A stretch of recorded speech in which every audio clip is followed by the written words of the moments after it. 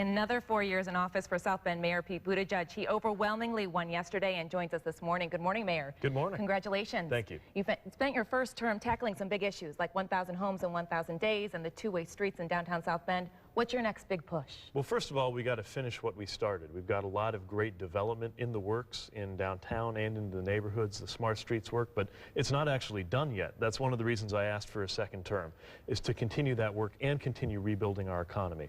Moving forward, I think we have to have more investment in our workforce so that the jobs that do come online, people here are ready for them.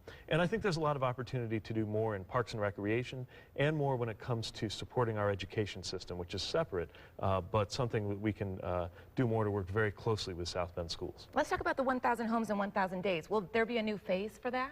Well, thankfully, we don't have another 1,000 homes waiting after the 1,000 that we took care of. What we have to do now is keep it that way. So it's going to be more of an emphasis on prevention, making sure that when the conditions exist that a house could fall into that condition, how do we stop it before that happens so we don't have to worry about the expense and the damage done by having to take it out. So the city will have a role in those neighborhoods where the homes have been addressed. That's right, and we have to do it working with the neighbors. We also have to remember there are a lot of vacant lots in South Bend, and it could be years, even decades, before the market is ready to put a new house on those lots. So we have to find not a one-size-fits-all solution, but the right answer for these different properties. That's why I'm going to be reconvening that vacant and abandoned property task force that I started a few years ago, go over lessons learned, and also look at ways to be ready for the future when it comes to using this land well. Let me ask you, the city is about to start a big study on downtown parking. With hundreds of new apartments coming, where are these folks going to park? This is what you call a great problem to have. We have seen a doubling of restaurants and bars downtown, and now